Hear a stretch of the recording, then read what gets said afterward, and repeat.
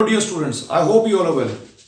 Earlier in the previous lecture we had discussed about the components of investment. Today we will discuss about the types of investment. अभी क्या कहता है समझिए, जो components थे वो हमने पढ़े थे gross fixed and inventory, which is already a sub part of types of investment. So the very first type comes is gross investment. The other one comes net investment. The difference between the two is depreciation. So let us first understand the formula. Gross investment is equal to net investment plus depreciation, right? अभी क्या कहते हैं सुनिए. Gross investment we had already discussed as components of investment, that is gross fixed investment and the other one is inventory investment. तो gross investment के दो parts हैं. कौन कौन से? Gross fixed and inventory. Types में दो हैं, gross investment and net investment.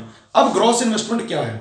When there is an addition to the stock of capital, either the purchase of fixed capital or the inventory, or when we maintain the existing stock of capital, और वो maintenance का मतलब है due to depreciation, due to depreciation. तो जब हम इन दोनों को include करते हैं it becomes gross, और जब हम depreciation exclude कर देंगे तो आएगा हमारे पास net investment. क्या आएगा जी? Net investment. Now let us take an example for this.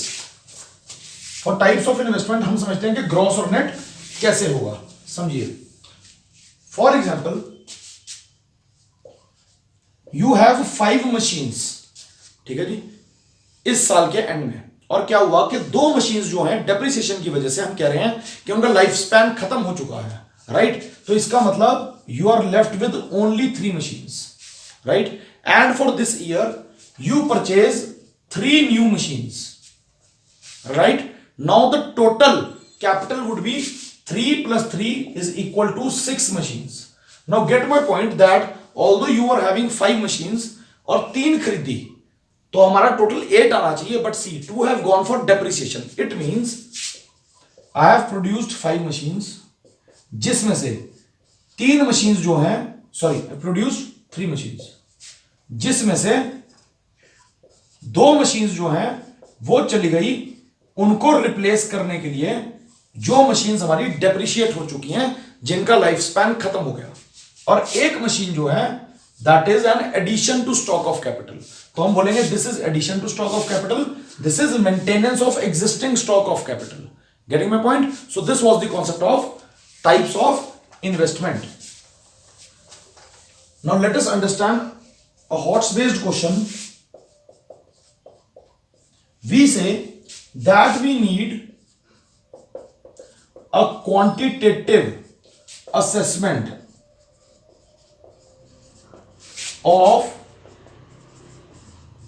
total goods and services produced in an economy, and for this quantitative assessment to get the final output or the total value, or the total value, or we can say the total monetary value,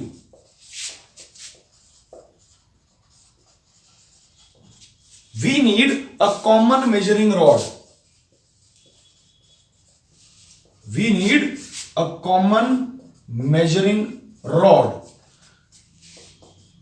and we need to justify this. So the answer will be yes, we agree.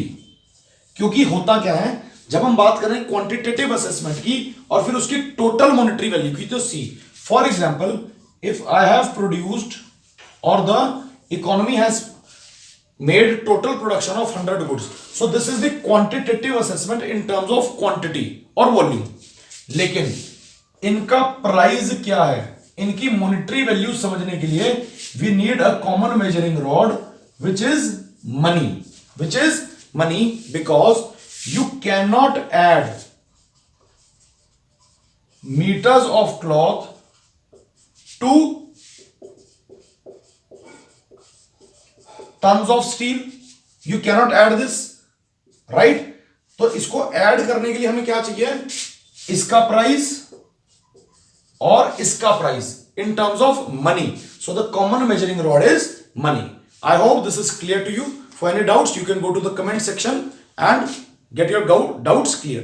Thank you and have a nice day.